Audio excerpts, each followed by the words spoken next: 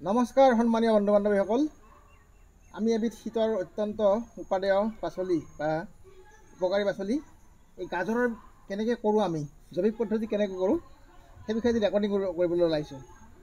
প্ৰথম কথা, গাজৰক উষ্ণতা যিটো সেই উষ্ণতাটো অত্যন্ত উপযোগী লাগে আৰু আমি কিছুমান বস্তু চাওঁ, যদি উপযুক্ত পৰিৱেশত উপযুক্ত ঋতুত কিছুমান বস্তুৰ সোৱাদ আৰু গুণাগুণ বাঢ়ে। গতিকে আমি গোটেই বছৰ গাজৰ পাই থাকিলেও এতিয়াৰ যিটো গাজৰ আমি পাম, মাঘ ফাগুন মাহ যিটো উৎপাদিত হ'ব আমাৰ, সেইটোহে আচল সোৱাদযুক্ত হয় আৰু উপকাৰ পাম। গতিকে আমাৰ অসমৰ পৰিৱেশত এতিয়া ঠিক কাতি মাছ ভাগৰ পৰা লগাব পাৰি, আমি যদি আঘোণলৈকে লগাব পাৰি, আঘোণৰ মাছ ভাগলৈকে গাজৰ উৎপাদন কৰোঁ, তাৰ গুণাগুণ আৰু সোৱাদ দুটাই পোৱা যায়। সেইকাৰণে সুন্দৰকৈ নিজৰ ঘৰৰ চাহিদা অনুপাতে জৈৱিকভাৱে সকলোৱে যদি ঘৰত উৎপাদন কৰি লওঁ, তেতিয়া যথেষ্ট কামত আহে। আমিও সেইকাৰণে আমি জৈৱিক পদ্ধতি কেনেদৰে কৰোঁ, আমি মাটিতো কৰোঁ, কাৰ্টুনতো কৰোঁ।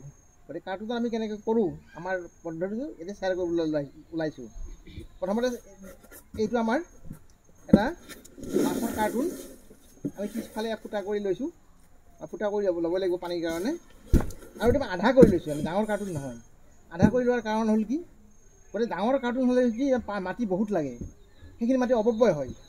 কাৰণ গাজৰ বা আন ধৰণৰ কিছুমান শীতৰ পাচলি ইমান ঠাই নালাগে, ইমান দকৈ শিপা নাযায়। গতিকে 8 ইঞ্চিমান হ'লে যথেষ্ট। গতিকে আমি সেইকাৰণে আধা কৰি লৈ ইয়াতে এতিয়া আমি গুটি দিম। প্ৰথমতে আমি ইয়াত চাওক, ইয়াত মাটি মিলাই ৰাখিছোঁৱেই। ইয়াত গছৰ পাতৰ পৰা আৰম্ভ কৰি গোবৰ, কেঁচুসাৰ, চূণ, ফাংগিচাইড এই গোটেইবিলাক মিহল কৰাই আছে। মাটিটো আগতে বনাই থৈ দিওঁ আমি ইয়াত। আৰু গছৰ পাত আমি এনেকৈ জমাই ৰাখোঁৱেই, কাৰণ এনেকৈ জমাই ৰাখিলে কি হয়, আপুনি যেতিয়া তেতিয়া দিব পাৰি আৰু পচন ধৰি থাকে। গতিকে আমি এনেকৈ জমাই ৰাখোঁ। জৈৱিক পদ্ধতিত এইটো খুব প্ৰয়োজনীয় সামগ্ৰী। তাৰপিছত গছৰ পাতৰে আমি এটা সাৰো বনাইছোঁ বিধিটো। এইটো গছৰ পাতৰ সাৰ, বস্তাত ভৰাই থৈ সাৰ বনাব পাৰি। নাইট্ৰজেনৰ ভাণ্ডাৰ, ফচফৰাছো আছে। ইয়াতো জানেই আৰু চাহপাত এয়া চাহপাতৰ পেলনীয়া। এইটো হ'ল কণীৰ চকৰাৰ গুড়ি। এইটো হ'ল হিউমিক এচিড। এইটো কামটো হ'ল কি, গোটেই বস্তুটো মিলাই দিয়ে, মাটিৰ গুণাগুণটো বঢ়াই দিয়ে, সাৰৰ গুণাগুণটো বঢ়াই দিয়ে। এয়া হ'ল কলৰ বাকলিৰ গুড়ি, আৰু এয়া হ'ল ছাই, পটাছিয়াম। আৰু ই বেমাৰ আজাৰ বা ফাংগিচাইডো বহুত ধ্বংস কৰে। গতিকে আমি গোটেইখিনি যোগাৰ কৰি লৈছোঁ। এতিয়া প্ৰথমতে আমি এই মাটি ভৰাই ল'ম।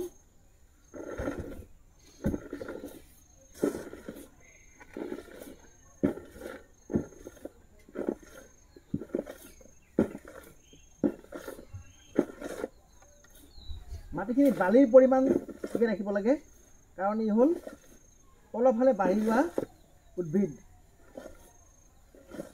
গতিকে মাটিটো অলপ ফৰফৰীয়া হ'ব লাগে। তেনেধৰণে মাটিটো বনাই যি খেতিক যি ধৰণৰ মাটি লাগে, পৰিৱেশ লাগে, সেইটো দিব পাৰিলেহে উৎপাদন পোৱা যায়। এইটো মূল কথা।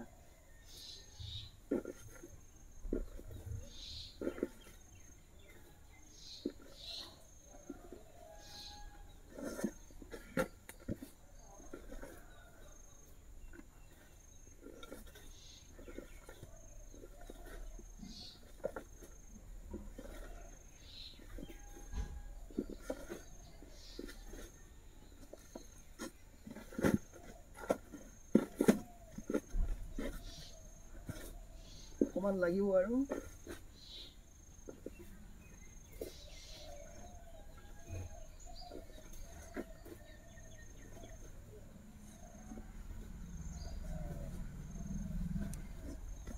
এইবিলাক গোটেই পচি পেলাই মাটিৰ লগত মিহলি হৈ যাব। গছৰ পাত চাত যি আছে এইবিলাক মিহলি হৈ যাব। আচ্ছা, ইয়াৰ লগত আমি দিম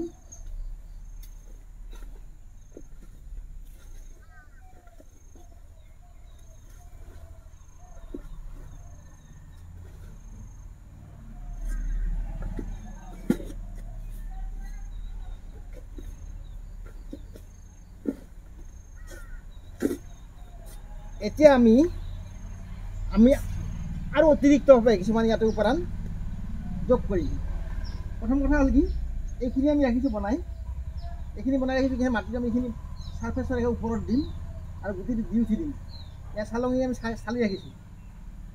গোবৰ আৰু পচন সাৰৰ এয়া গুড়ি চালি পেলাই মিহি কৰি লৈছোঁ, কাৰণ গাজৰৰ গুটিবিলাক অলপ সৰু সৰু মিহি গুটি।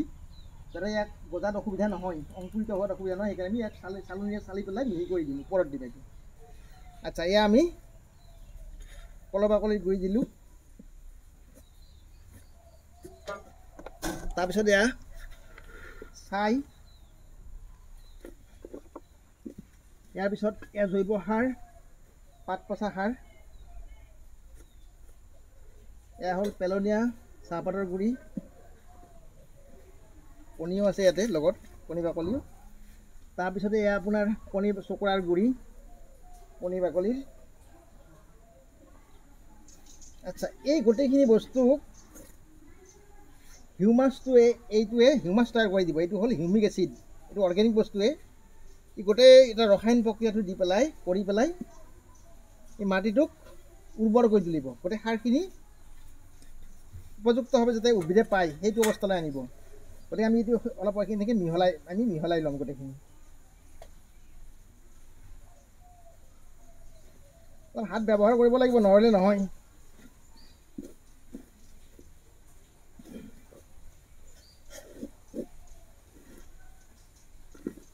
এনেকৈ আমি গোটেইখিনি মিহলাই ল'লোঁ।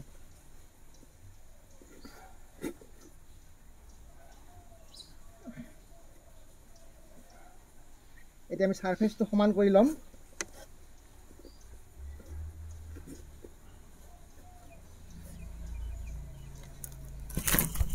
ছাৰফেচটো সমান কৰি লৈ আমি গোটেইখিনি এতিয়া গুটিটো দিম।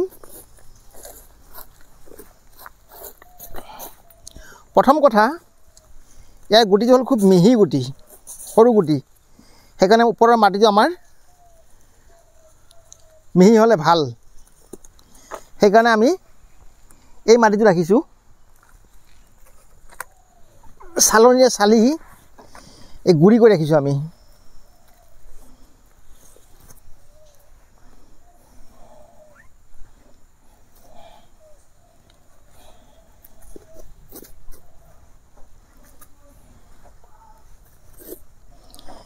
গোবৰ আৰু অকণমান পচন সাৰৰ মিহলি আছে। এইটো চালনীৰে চালি যোৱাৰ পিছত ই মিহি হৈ যায়।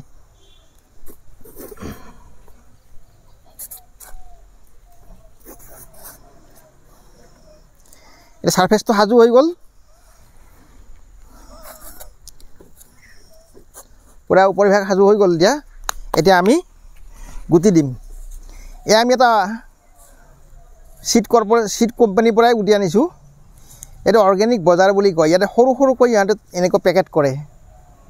গতিকে আমাৰ ইয়াতে কেৰটৰ বা গাজৰৰ দুটা আছে ভেৰাইটিজ। এইটো হ'ল ৰেড ভেৰাইটিজ, ইয়াতে প্ৰায় 200টা গুটি আছে ইয়াতে। আৰু এইটো হ'ল অৰেঞ্জ কালাৰ ভেৰাইটিজ, অৰ্গেনিক বজাৰৰে। তাৰমানে মানুহৰ কমকৈ লাগিলে আনিব পাৰে। 200 গুটি আছে ইয়াতে, অদ্ভুত নাই আৰু বহুত নাই, আমাক প্ৰয়োজন মতে হৈ যায়। গতিকে আমি এটা ভেৰাইটিজ দিম।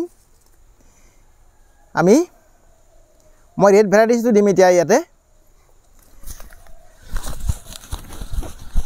বৰ্তমান এইটো মই দিবলৈ লৈছোঁ। এইটো ৰঙা দীঘল যে গাজৰ হয়, সেইটো গুটি। আমি গুটিবিলাক উলিয়াই লৈ এনেকৈ লাইন কৰি সিঁচি দিম। লাইন মানে একেবাৰে চিধা লাইন হ'ব নালাগে, ইফাল সিফাল হ'লেও কথা নাই। লাইন কৰি সিঁচি দিলেই হৈ যায় আৰু মিলাই দিলেই হ'ল পিছত আমি, কাৰণ এইখিনি গুটি আমাক ইয়াত লাগিবই।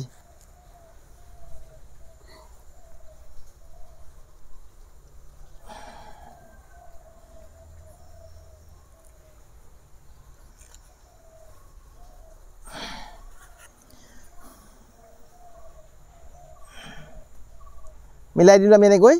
একদম সহজ প্ৰক্ৰিয়া, অকণমান ধৈৰ্য সহকাৰে কৰিব লাগে, হৈ যায়। এতিয়া আমাৰ ফাইনেল কাম হ'ল, এই গুটিটো কৈছোঁহে খুব নৰম গুটিটো, সৰু গুটি। গতিকে মাটিটো আমি মিহি কৰি দিলে ভাল। ওপৰৰ যিটো মাটি, মিহি মাটি দিলে ভাল। এনেকৈ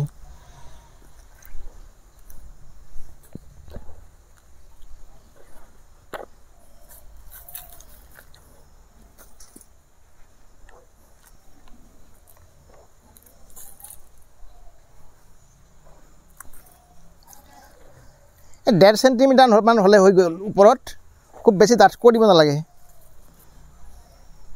আৰু গুটিৰ যদি কোৱালিটি ভাল হয় আপোনাৰ গজিবই, কোৱালিটিটো 1 নম্বৰ কথা। সেইটো মই প্ৰত্যেকটো ৰেকৰ্ডিঙতে কৈ আছোঁ। আপুনি যি খেতিয়ে নকৰক কিয়, যদি গুটিটোৰ কোৱালিটি ঠিক নহয় তেনেহ'লে আমি যি পদ্ধতিয়ে নলওঁ কিয় কামত নাহিব। প্ৰথম কথা হ'ল ইয়াৰ ব্ৰীড বা জাতটো ঠিক হ'ব লাগিব, গুটিৰ কোৱালিটি ঠিকমতে আমি ব্যৱহাৰ কৰিব লাগিব। হৈ গ'ল। এতিয়া ফাইনেল কাম হ'ল আমি ইয়াক এখন পেপাৰেৰে ঢাকি দিলে কি হ'ব। দুটা কথা আছে ইয়াতে, আমি দূৰত থাকিলে আৰু ঘৰৰ পৰা দূৰত থাকিলে চৰাই চিৰিকটিও ইয়াক খুচৰিব নোৱাৰিব 1 নম্বৰ। 2 নম্বৰতে ইয়াত এটা টেম্পাৰেচাৰ বা তাপমাত্ৰা ইয়াতে উদ্ভৱ হ'ব। আমি জানোৱে উদ্ভিদৰ গুটি অংকুৰিত হ'বলৈ হ'লে কি লাগিব, তাপ, পানী আৰু বায়ু, এই গোটেইকেইটাই লাগে। গতিকে আমি এইখন দি দিলোঁ, ইয়াতে আমি 3 দিনমান 4 দিনমান পিছত এইখন গুচাই দিম। অংকুৰিত হোৱা অকণ ফুটি ওলালে আমি চাম, পৰ্যবেক্ষণ কৰি দেখিম যে তেতিয়া উলিয়াই দিম। গতিকে বন্ধু বান্ধৱীসকল, গাজৰৰ যিটো উপকাৰিতা সেইটো মই ক'ব নালাগে, প্ৰত্যেকে জানেই। গাজৰৰ উপকাৰিতা যথেষ্ট আছে আৰু ঘৰত কৰা গাজৰহে চালাড হিচাপে খালে ভাল। কেঁচা গাজৰ আমি যে বজাৰৰ পৰা আনি খাওঁ, সেই কেঁচাই খোৱাটো আচলতে বিষৰ সমানেই হয় বহুত ক্ষেত্ৰত, কাৰণ সেইবিলাকৰ ইনছেক্টিচাইড বা পেষ্টিচাইড ইমান বেছি ব্যৱহাৰ কৰে যিবিলাকে চিধা কেঁচা খালে আমাৰ যথেষ্ট পাকস্থলীত অসুবিধা কৰে, নহয় গোটেই শৰীৰতে অসুবিধা কৰে। সেইকাৰণে নিজৰ কাৰণে আপোনালোকে যদি ঘৰতে অকণমান কষ্ট কৰে, অলপ যোগাৰ গোটাই ল'লে হ'ল। এনেকৈ কাৰ্টুনত কৰিব পাৰে, যাৰ অকণমান মাটি আছে মাটিতো কৰিব পাৰে, আমি মাটিতো কৰিম। গতিকে নিজৰ কাৰণে জৈৱিকভাৱে যদি কৰি লয়, এনেকুৱা প্ৰতি অকণমান যোগাৰ গোটাই ঘৰুৱা যোগাৰ গোটাই ল'লে কৰিব পাৰি। গতিকে আপোনালোকে এনেকৈ কৰক, কৰি ঘৰৰ চাহিদা পূৰণ কৰক। আৰু শীতৰ পাচলি অত্যন্ত, এই পাচলিয়ে নহয়, এইবিলাক ঔষধি গুণসম্পন্ন পাচলি। ইয়াৰ কালাৰ্ড বস্তু মানে ঔষধি গুণসম্পন্ন। ইয়াত এণ্টিবডি বহুত থাকে, শৰীৰক মানে প্ৰতিৰক্ষা কিছুমান উপায় ইয়াৰ সবল কৰি তোলে। সেইকাৰণে আমি গাজৰ খোৱাটো আমাৰ খাদ্যত সংলগ্ন কৰাটো খুবেই জৰুৰী। গতিকে আমি সকলোৱে এনেদৰে কৰোঁ আহক। মোৰ পদ্ধতি আপোনালোকৰ লগত শ্বেয়াৰ কৰিলোঁ। কেনে দেখি আমি এনেকৈ কৰোঁৱেই, বছৰি কৰোঁ আমি। গতিকে কেনে দেখিলে, কি পালে আমাক পৰামৰ্শ দিব বুলি আশা কৰিলোঁ। ধন্যবাদ।